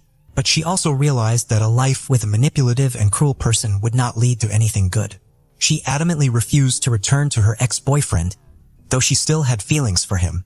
But she noted that she would allow him to participate in the life and upbringing of their child as a nominal father. On June 20th, 2016, Nicole gave birth to a healthy boy, whom she named Callahan America, as her former lover acknowledged paternity and declared his readiness to raise the child with her. However, it soon became clear that giving the baby this man's surname and registering him as the parent was far from the best idea. Despite Tim's assurances that he would be a good father, and his pleas to reunite so that Callahan could grow up in a complete family, in reality, he showed no interest in his son. The man had hoped that the child would become a reliable tool for manipulating his ex-girlfriend. But Nicole was no longer susceptible, and Amir quickly lost interest in the baby. Nicole took nearly a year of maternity leave and devoted herself entirely to caring for her little son. She hadn't even thought about new relationships, immersing herself completely in motherhood. Meanwhile, Timothy continued his carefree life with numerous lovers and casual connections. It got to the point where he had a signal, a purple light in his bedroom, which meant that the homeowner was alone and expecting company. Any of his lovers could respond to this signal, and after which the purple light would go out, signaling to others that Tim's bed was already taken. It was like something out of a red light district, but the man and his numerous partners were quite satisfied with this arrangement. In the same year of 2016, shortly after the birth of Callahan, 36-year-old Amir moved in and began living with his 18-year-old protege named Colin Ison. He had been training the young woman since she was 14, and she was deeply in love with her mentor, despite the significant age difference. Initially, the couple hid their close relationship, and to outsiders, they claimed that Colin was just renting a room in his house. However, it soon became apparent to everyone that a fiery romance was unfolding between the coach and his ward.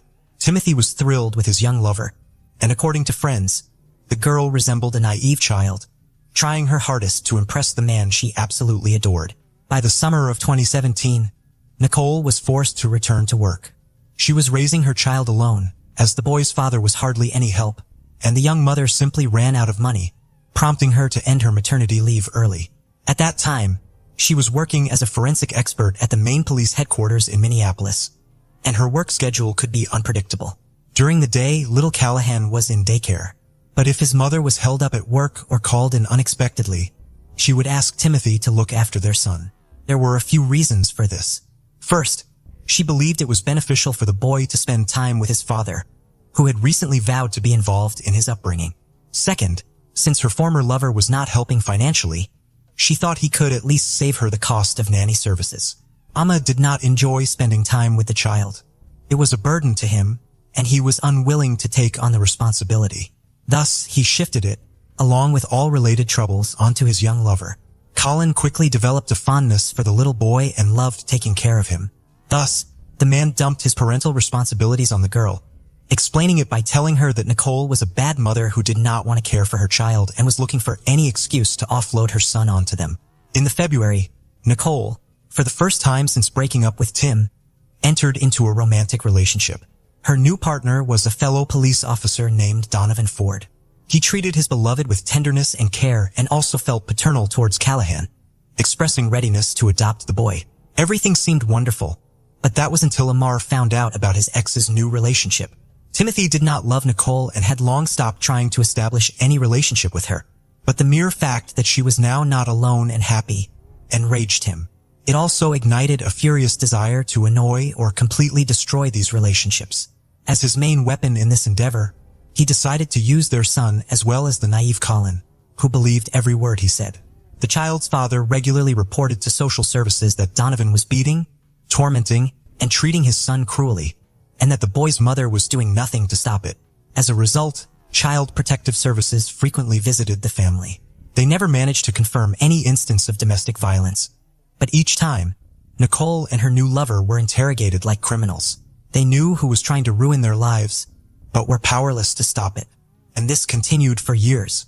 Simultaneously, Timothy kept convincing Colin that Callahan was in danger, that Nikki and Donovan were cruel to him, and that one day, they might simply end his life in what they would claim was an accident. The girl believed her lover, felt terribly sorry for the boy who had literally grown up before her eyes, and was ready to protect him. Timothy literally harassed his ex and her new partner, threatened them, tried to provoke them, and even filed police reports, claiming that these law enforcement officers were abusing their official powers, hoping they would be fired. Donovan tried to have a man-to-man talk with Timothy, but it yielded no results. The ex-boyfriend continued to terrorize his former girlfriend and her new boyfriend, turning their lives into a real nightmare. In the battle for the little son, Tim decided not to stop at just threats and harassment, and soon took the matter to court, claiming his rights to the child and his desire for sole custody. Nicole did not anticipate this and was genuinely frightened. Knowing her ex's ability to lie and manipulate, she understood that he didn't actually want his son. He just wanted to get back at her for her happiness with Donovan. At the same time, Nicole finally decided to seek a restraining order against Timothy, citing his erratic behavior and the threat he posed. She was confident that the custody issue would likely resolve in her favor. But she also realized that the legal battles could drag on for years, as Tim was not one to back down easily. Meanwhile, Timothy continued to poison his ex-girlfriend's life, concocting various fabrications. He even tried to accuse her of attempting to take his life, claiming she had tried to run him over with her car. He claimed that he managed to jump away just in time, and that Nicole only ran over his foot. Astonishingly, he took this case to court, but he couldn't prove anything since there were no witnesses, no camera footage, and importantly, no actual injury. In September 2022, the custody case went to court. The man once again tried to slander his former lover, accusing her of harming their child, and even secured support from Colin, who corroborated his story. He also tried to persuade little Callahan to say that his mom and Donovan were hitting him. But the child not only refused to lie but also revealed that his father was coaxing him to lie by promising him sweets. The court took the child's account into consideration and awarded sole custody to the mother. Nicole was about to breathe a sigh of relief, but Timothy persisted and appealed the decision. Initially, he secured the right to see the child once a week under the mother's supervision, and later, he was allowed to spend time alone with the boy without Nicole's presence, which greatly upset and frightened her as anything could be expected from him. Ultimately, after several more court appeals and to avoid further disputes, Timothy was allowed to see his son at a specialized family center designed to prevent parents in conflict from encountering each other and causing further psychological damage to the children. The facility had multiple separate parking lots and separate entrances, so one parent could bring the child for the other parent to meet. But the ex-spouses did not interact or even see each other. The mysterious attacker. On April 19, 2022, when Nicole arrived at the family center to pick up her son after another visit with his father, something unforeseen happened. She parked her car and was heading towards the entrance, but she didn't make it inside.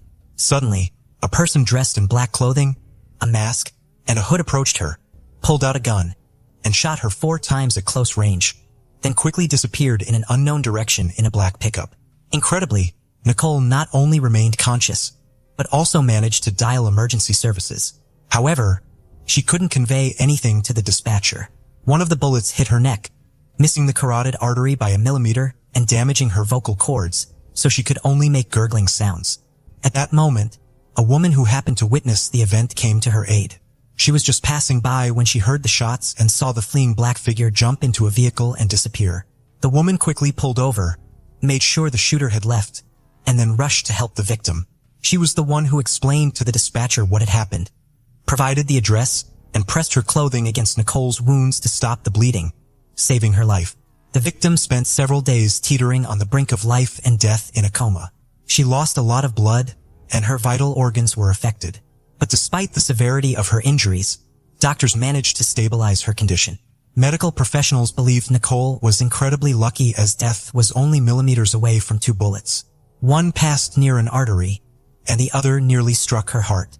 The woman survived, and now it was necessary to figure out who wanted her dead. Prime suspect, Nicole had no doubt that her ex-lover was the one who had shot her, which she reported to the police as soon as she regained consciousness. Earlier, while the woman was in a coma, Donovan had also informed the police that apart from Timothy, the victim had no other enemies.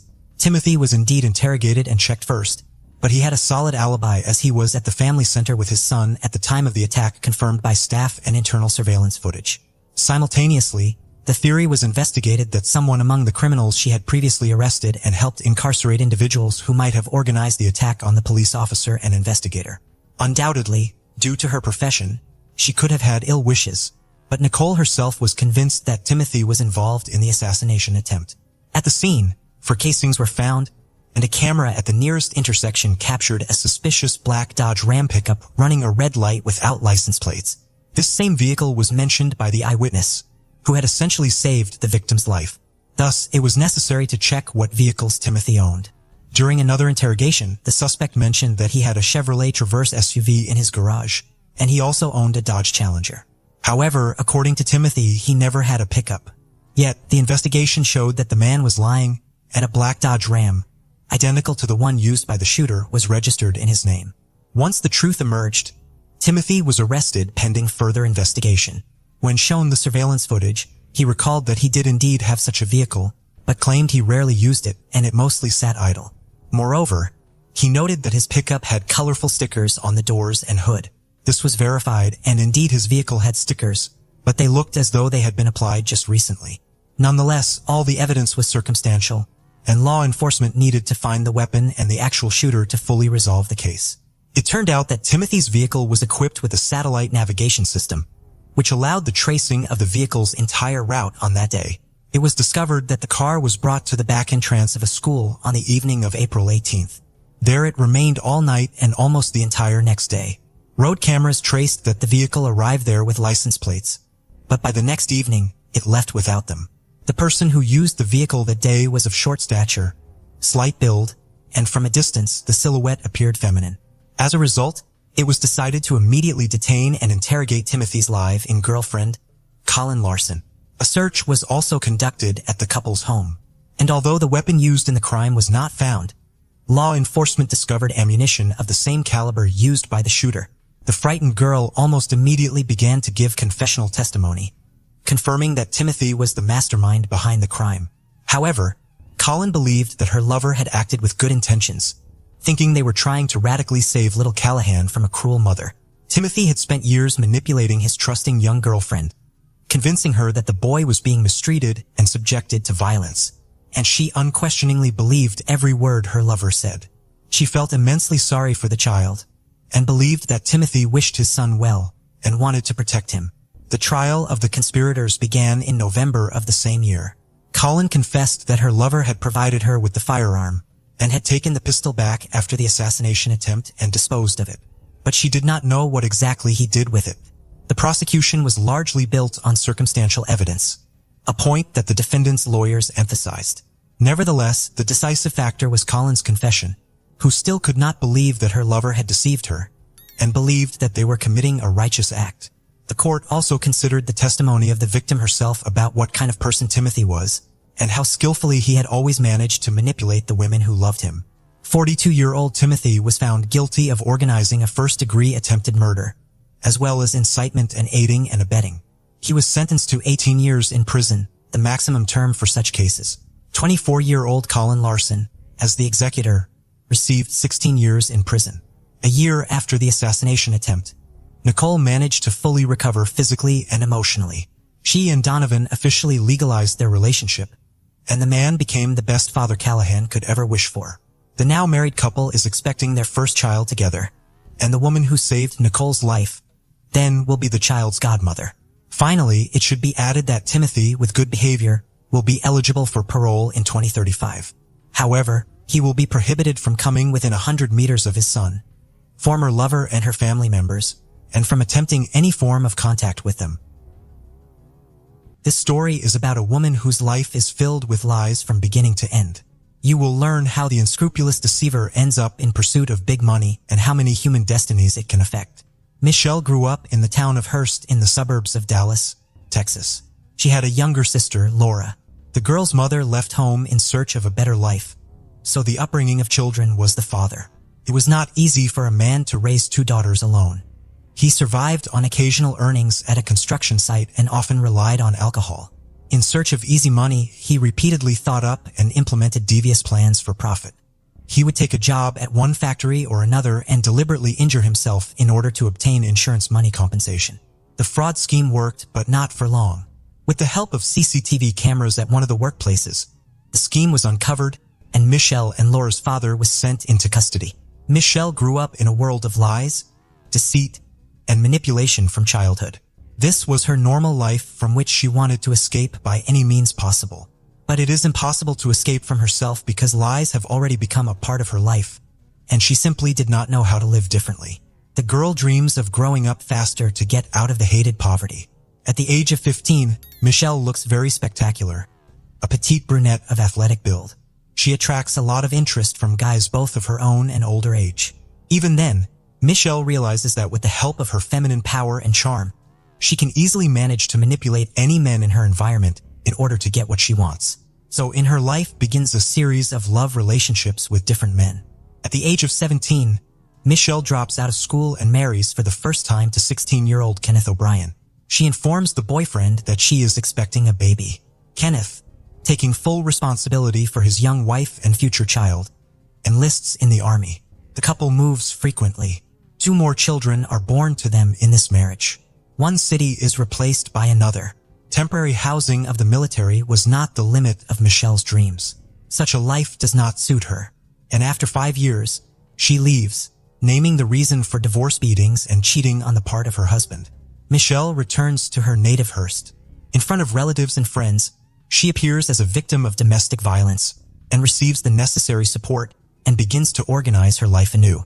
After a while, she falls in love with her former classmate, Brandon. The young man is head over heels in love with Michelle and gladly accepted her 3 children. The lovers prepare for the wedding. However, on the eve of the wedding, Michelle infuriates Brandon. It turns out that the girl did not divorce her first husband. She was very afraid to talk to him about divorce because of the abuse, so she did not send the documents. With the help of a lawyer, this issue was quickly settled and the couple was able to marry in 1994. At first, family life flowed calmly and measured. Brandon was engaged in the development of his IT company, and Michelle worked as a dental assistant. But quiet family life was not the limit of Michelle's dreams. She has always needed more. She starts bringing home all sorts of dental equipment and supplies. The cash doesn't fit in her purse. Brandon suspected something wrong. Eventually, Michelle was caught stealing. It was only by luck that a trial was avoided. But Brandon's trust issues with his wife were just beginning. Responding to neighbors' reports that cars were frequently arriving at the house while he was at work, Brandon installed a tape recorder in several rooms of the house. Listening to the tape, he heard various men visiting their home throughout the day. Brandon does his own little investigation and learns that the reason for the divorce in Michelle's first marriage was her numerous infidelities, not her husband's beatings as she told everyone. Brandon's patience broke, and he demanded a divorce. Michelle was furious that Brandon initiated the divorce, and while he was at work, she got back at him. "I had a very nice saltwater aquarium with thousands of dollars worth of fish in it," Brandon says. She poured Comet into it and killed all the fish. But Michelle didn't stop there. Brandon also had a beloved dog named Domino. Michelle stuffed the dog with sleeping pills, which led to the death of the living creature. Michelle put Domino to sleep. "If you're shocked at this point, we've only scratched the surface," Brandon says. "It was a nightmare that wouldn't stop. You can't make that girl go away." Unfortunately, Brandon learned the truth about Michelle when his own marriage was completely destroyed. Everything Michelle did with Brandon Dixon pales in comparison to her adventures with other men. It was later revealed that John Paul Ray, also a student at the high school Michelle attended in Hearst, was the father of her first child. Instead of revealing this information to John, she told Kenneth O'Brien that the child was his, forcing him to marry her. Kenneth, for 13 years, thought the eldest son was his own. John later told police that Kenneth paid child support from age 5 to 18 and did not know he was not the father. After Brandon and Michelle divorced, she moved in with John, the father of her first child. They lived in a common-law marriage for 8 years. Their relationship came to an abrupt end when John began to suspect his wife of cheating. Michelle didn't deny it. She confirmed the affair on the side. John moved out, leaving most of Michelle's possessions. Michelle's next love was Greg Williams. They were both not so young anymore. Both had a history of past marital failures. The man was married twice and had a daughter. After Greg and Katie divorced in February 2003, the couple agreed to share custody of their common daughter, Taylor. However, there was no formal agreement on child support because the former spouses had a good relationship. Rich, successful, and generous Greg was a perfect match for Michelle. In February 2007, Greg and Michelle had a common daughter, Michaela. A year later, they got married. Their marriage was like the American dream. Money, children, love, it was all in abundance. Michelle seemed to have made it through the thorns to the stars and got the life she had always dreamed of. Greg Williams held his family in very high esteem. He grew up in a family with fierce principles and achieved everything on his own from an early age. He loved sports and was a martial arts black belt. In addition to his love of exercise, Greg was also a fan of guns. Both he and Michelle had guns that they kept in their home in Keller. Michelle's gun, a silver .40 caliber pistol, was kept in a safe, but Greg kept his gun, a black Lebert .45 caliber, always loaded in a case under his bedside table. The couple was determined to make their marriage a success. They threw birthday parties for their children from other marriages at their home in Keller. Michelle's adult children would have barbecues and swim parties.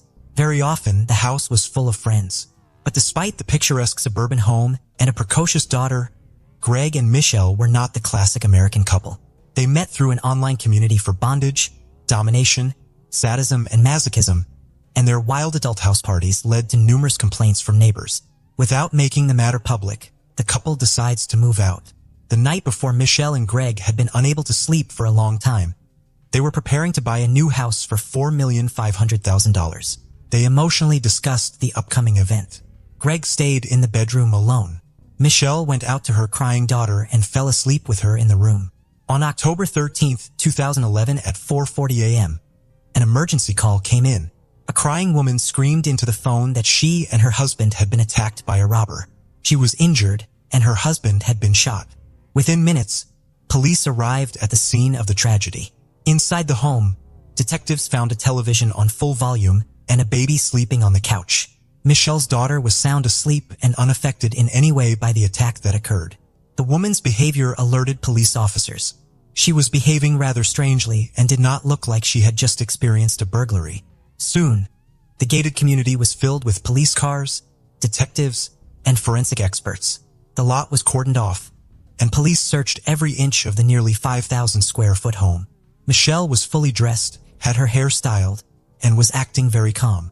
She told police she was asleep, but her clothing and demeanor said otherwise. As the only witness, Michelle was taken to the Keller Township Police Station for questioning. After several hours of talking to police and investigators, Michelle's story began to fall apart like a house of cards. According to the woman, the intruder dressed in all black hit her on the head with a wrench. She fell from the blow but was conscious and heard a gunshot. The stranger then fled through the back door of the house. Michelle Williams' account did not match what police saw at the scene. Greg Williams was shot in the head while lying in bed. A .45 caliber handgun, presumably used by the intruder, was found near the back door next to a wrench. There were no fingerprints on either weapon. Neither was found to show any signs of forced entry. The family's valuables and money were untouched. Examined CCTV footage from a neighbor's camera showed that only one car had entered the gated community in the hours before the crime. Police confirmed that the car belonged to a newspaper delivery man. To confuse the investigation, Michelle came up with a version of the attack. She hit herself with a wrench and made their large house look like the scene of the attack. But detectives did their due diligence and noticed a number of details that didn't add up. Michelle Williams was fully dressed. Her hair was styled, and she had fresh makeup on her face. It gave the impression as if she was waiting for someone. The gun used during the crime was found in the house without any fingerprints. And the final detail that proved Michelle's lie was the $20,000 in cash that was not stolen in the robbery. Michelle had no explanation for why a successful businessman and devoted father decided to take his own life, but she was able to explain her behavior. Michelle claimed she wanted to spare their young daughter the bitter truth about her father's self-inflicted death. She admitted to police that she wiped down the gun and washed Greg's hands to cover up fingerprints before desperately staging a home invasion and calling emergency services. As bizarre as that explanation was, it became obvious to police why no evidence was found in the house.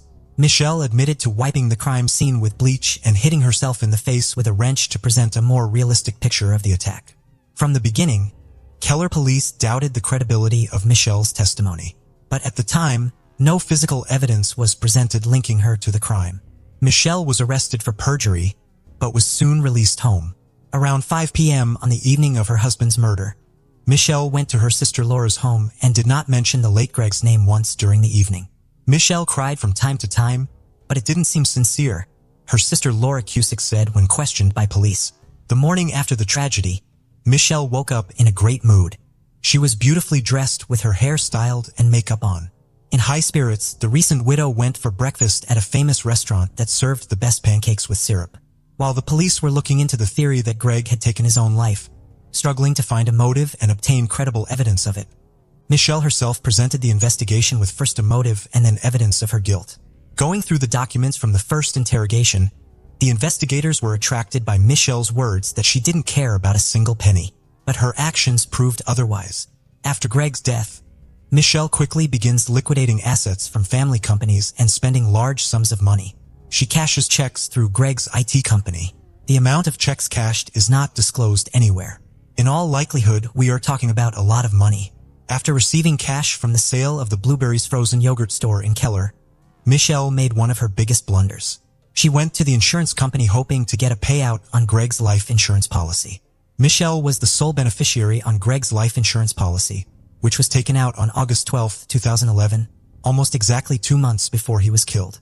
But one important fact the woman missed: according to the terms of the insurance policy, Greg's death was not an insured event because he left his life voluntarily, and at the last moment, she was denied the money.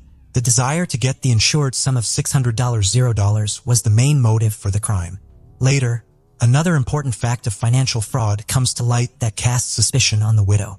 Fictitious financial documents for a mortgage loan were used to purchase the house that Greg and Michelle had been preparing for on the eve of his death.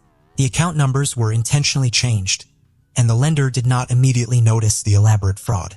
When Greg died, Michelle canceled a meeting with the mortgage company, and the fake account was not discussed until it caught the attention of the police. Michelle, confident of her impunity, writes a check for $18,000 to attorney Kenneth Wincorn and takes a week-long vacation to Grapevine with her children. During the 3-month investigation into Greg Williams' death, police were able to unravel his wife's web of deceit. An autopsy was performed on Greg, which proves that the man was shot from a range of 12 to 18 inches. Moreover, the toxicology examination conducted provided a report proving that Greg had a large dose of sleeping pills in his system at the time of his death. Also, the police determined that there was no assault on the house. Mrs. Williams sedated her husband and shot him from a foot away after turning up the volume on the television. Daughter Michelle, who was asleep in her room, did not hear anything. On November 3, 2011, based on the Tarrant County Medical Examiner's report, Greg Williams' death was officially ruled a homicide. Michelle Williams was arrested on January 9th as she was on her way to a fitness center. She was charged with murder, tampering with evidence, and making a false statement to police. Michelle was both the only witness to the crime and the only suspect. Bail was set at $522,000 to be released from custody pending a court hearing, but Michelle spent a week in custody and was released on $85,000. Dressed in gym clothes, Michelle walked out of jail with a GPS monitor and under the arm of attorney Kenneth Wincorn, who was now officially representing her. Greg's first wife, Kathy, was furious when she found out that attorney Windhorn was defending Michelle. That money she paid him was part of Greg's estate, and it should never have gone to pay the legal bills of the woman who was accused of killing him. Online court records list Kenneth Windhorn as the attorney for Katie and Greg's divorce in February 2003, and Windhorn's name and signature appear on legal documents regarding the custody agreement for their shared daughter, Taylor, in February 2008. However, Kenneth Wincorn's defense of collusion with Michelle Williams will be exonerated by providing evidence. The divorce was handled by his company, and he personally never represented Greg. Kenneth Wincorn said he first learned of Greg's murder from an IT company employee. It was very shocking, Wincorn says, adding that Michelle later sought his help. After her plot to cash in on Greg's death is foiled, Michelle Williams changes her name to Shelley and appears as a fitness guru hoping to start a new life. On Facebook, Shelley publicly announced her relationship with Gene Wallace, a friend of her oldest son, a man nearly 15 years younger than her. Shelley and Gene opened a fitness club in Bedford and heavily promoted it online. Armed with an ankle bracelet with a GPS tracker, Michelle spent the next few months enjoying her new boyfriend, fitness classes, and court hearings. She often appeared in court dressed for a night out on the town wearing miniskirts, knee-length boots, and deep-cut blouses. She never mourned Greg's death for a second, says Greg's ex-wife, Kathy. Rob Conover was friends with Greg Williams for more than 20 years and attended many of Michelle's hearings. He recalls how she deftly manipulated police officers at the courthouse, making them see her as an innocent woman in need of protection. On October 9, 2013, 45-year-old Michelle Williams took a plea deal with the county and pleaded guilty to tampering with evidence and deadly conduct. She will receive 18 years in prison for tampering with evidence and for deadly dangerous conduct, a third-degree felony that only exists in a few states. Although Michelle admitted that she cleaned the gun and Greg's body, the absence of her DNA at the scene raised doubts about whether the first-degree murder charge would stick. Things can go differently. Play big, win big, or lose big, Michelle said in an interview. With the plea bargain, I expect to do a couple years, and after that I'll be out on parole.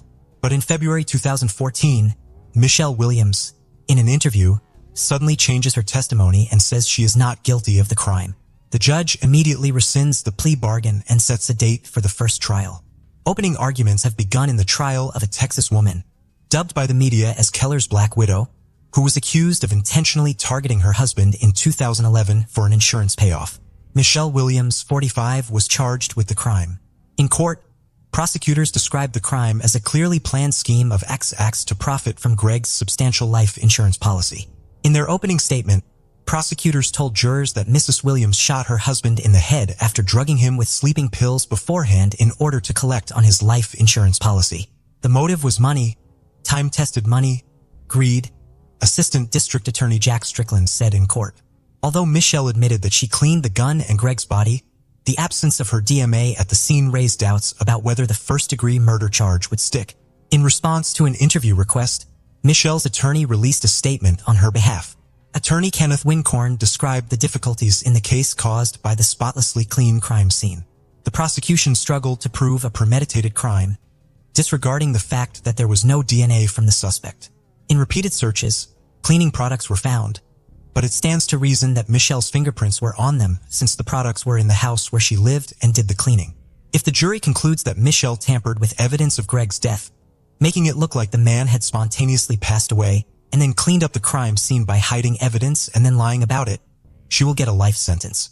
But if Michelle is sentenced as scheduled on April 21st, no jury will ever get a chance to hear the whole story and decide on the appropriate punishment. Through careful questioning of the Williams couple's friends and acquaintances, information regularly emerged about the unfavorable environment that had prevailed in their family for a long period of time. According to the studied correspondence in social networks and messengers, it was found that the couple quarreled very often, and the reason was finances. At the trial, prosecutors said that in the hours leading up to the violent death, Greg Williams argued with his wife over their finances and even slapped her for spending a large amount of money that had been set aside as a down payment on a house. But Michelle Williams' defense argued that Greg Williams had taken his own life and that the successful business owner needed his wife alive, not dead. According to defense attorney Clay Graham, Greg Williams often suffered from depression and regularly used sedatives and steroids. On the eve of the crime, he was allegedly severely depressed due to the loss of his grandmother and best friend, who ironically had taken his own life. Defense counsel told the court that when Michelle Williams found her husband dead with a self-inflicted gunshot wound, she panicked and in a fit of fear began to cover up the tragedy without realizing it. She had one goal: to protect her 4-year-old daughter from psychological trauma by hiding the truth from her. Michelle Williams never once changed herself, presenting at court hearings in different images with styled hair and manicure. At one hearing, the defendant, dressed in an off-white blouse and black vest, showed little emotion throughout most of the trial, but did not forget to wipe away tears during a presentation of photographs showing images of the body of murdered Greg Williams. The court also heard testimony from Michelle Williams' adult son, Andrew O'Brien, who said his mother Michelle Williams asked him to help frame Greg Williams' ex-wife, Kathy. She planned to blame her for Greg's death using the motive of unreconciled differences over the custody of their daughter, Taylor. But that plan was a failure from the get-go. After all, there was never any disagreement between the former spouses about the custody of their daughter, and it would have been very difficult to prove otherwise. Asked about his reaction to his mother's unusual request, 26-year-old Andrew O'Brien said he was very shocked by such a proposal and thought she was having a mental breakdown. Michelle confronted her sons at the trial when they testified against her. The jury later found Michelle guilty of felony tampering with physical evidence. According to the show, she provided false information that she was pregnant with twins, hoping to delay her sentencing. But this version was not confirmed, and the verdict was announced. Michelle's acting abilities and her natural charm, which she tried her best to demonstrate during each hearing, did not spare her from a harsh sentence. Sandwiched between a scenario in which she was a cold-blooded criminal and one in which she was portrayed as a deranged wife and mother acting on impulse, Michelle chose the latter. "He did it," she said, wrapping her arms around her head. Michelle even congratulated the detective on solving the case. "I wouldn't have gotten through the day," she said. "You've won." Even before the police admitted to doubting Michelle's story, few believed Greg had lost his life. He had too much to live for, and he knew all too well how much pain and untimely death causes. Kathy Williams believes that Michelle's relationship with Gene Wallace began when Greg was still alive and may be the elusive motive for this crime. If Greg had found out she was sleeping with her little boyfriend, he would have dumped her, and she would have gotten nothing. Katie says Greg was willing to put up with a lot, but he wasn't willing to put up with cheating. She's ruined so many lives you can't even imagine. Brandon says, she's a professional manipulator. If the courts had gone further and interviewed all of us, things could have gone in a different direction. Michelle was sentenced to 60 years in prison. The judge also ruled that she would have to serve a minimum of 30 years before being eligible for parole. Michelle currently remains incarcerated at Mountain View Prison in Gatesville, Texas. Michelle Williams is a felon and fraudster who is currently serving time in prison for all of her willful acts. She has never shown remorse for her actions and still refuses to take full responsibility for her crime.